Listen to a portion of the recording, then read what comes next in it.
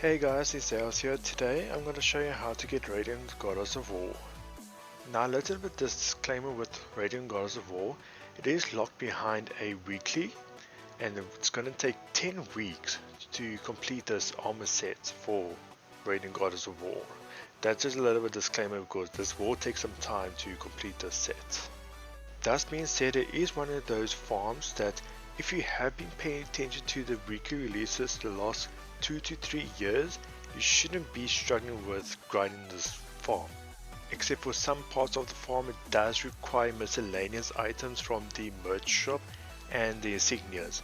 Like I said, for the insignias it's locked behind weekly, so that will probably be your longest run if you're a long time player. If you're new, I would say good luck for farming this item because it is a lot to take in if you're a newer player, but if you're an old player this should be a breeze for you. So the question is, would you want to farm this item? I would say yes, because it's convenient to have all the things that you need into one item. I also say no, because if you're a newer player this is out of your way to farm, but not in a sense that will be interfering that much. But like I said, it is one of those farms that has requirements of certain aspects of the game that do need hardcore farms, but it's one of those things that it's over time. If you do the quest you'll have it already. The armor consists into multiple parts: the enchanted, which is the radiant version, the normal version, then you got the cloak, which is the prestige one, you got the normal cloak, and you also got the blades, then the blades itself. You're probably going to spend most of your time doing the blades or the dragon's tear. Now with this dragon's tear, AE has buffed the farming methods for the world's core and mana cradle. That mobs are a lot easier to farm, but it will take a little bit longer because the requirements have increased, but the mobs are easier to kill. So in order to start this quest you need to have the Fire Champion's armor, the Empowered Dragon's armor, the Void Beater Warlord, Malgor the Shadow Flame Lord, the classic Hollowborn Paladin armor, and Ascended.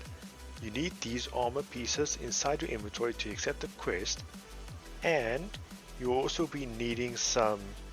In order to get the Empowered Dragon's armor, you have to complete the Build the Dragon's quest, and in order to do that quest you also need to have the Blinding Light of Destiny. Now just remember that the Empowered Dragon's armor is an empowered version, so that means you have to defeat the champion version of Dragonkin, which is the ultra version form.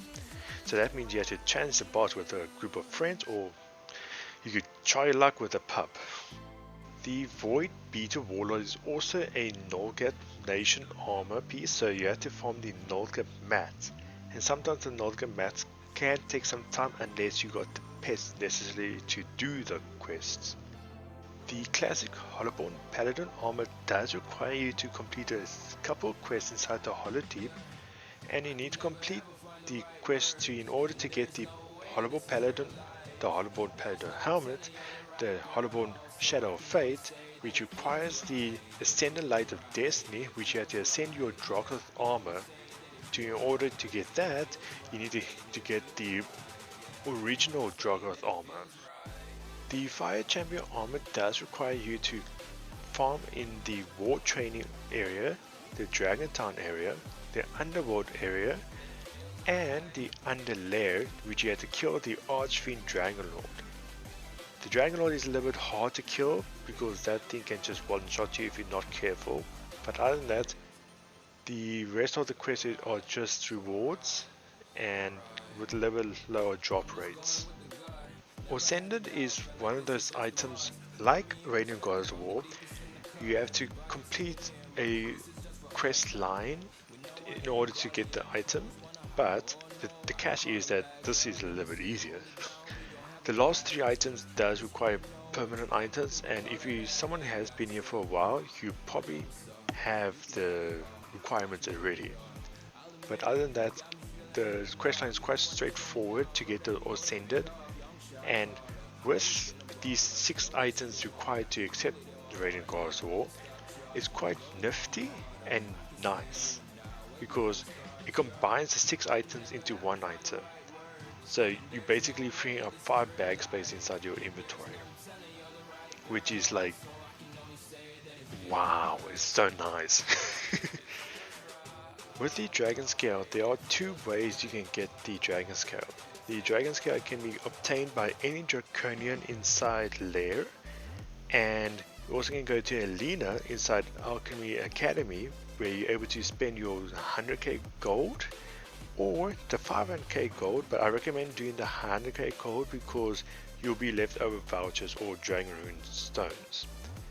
Then there's also 2 methods to do the Dragon's Tier, the Insignia method and the normal farm method. If someone doesn't like farming that much, or someone who doesn't have that much time, even though it's going to take you 2 weeks, you can try to do the Ultra method, which is going to take you 2 weeks to do it because it's going to require 10 insignias and you only get 5 per week.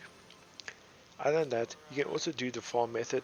It's not that much, but AE has nerfed and slash buffed the requirements, so it should be easier and take a little bit longer depending if someone has decent hard hitting farming classes, because previously they did that change where the old mobs of Mana Cradle and World's Core, they were a lot tanky and hard hitting, so somebody who had a hard hitting farming class was able to complete this Dragon Steel a lot quicker compared to now.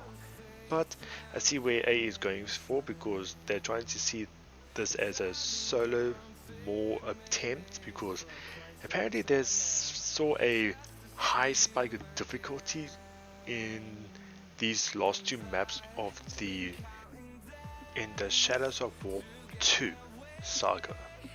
If you're wondering what's the total match of all the stuff you do need to get, just look at the brackets. The brackets do indicate of how much you do need and what the max stacks you can get from in the certain areas you do need to get to.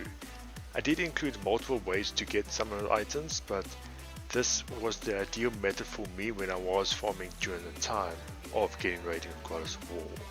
Also, another thing with Radiant Goddess of War, it doesn't require that much reputation.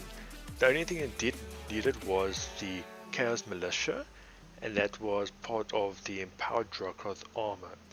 Other than that, there's not much story there's locked behind, so if you have someone who's able to jump rooms, you sure you can get there, but some quests do require you to have some things completed, but other than that, there's nothing much you can be skipped, but I'm not sure if which stories and which maps or which bosses can be skipped, so just do the quest and do the story just to be safe. And if you have someone to farm with you, go for it, because farming the Dragon's Tier might be a little bit challenging because how high the HP are for the bosses, but other than that, go for Radiant Goddess of War, man.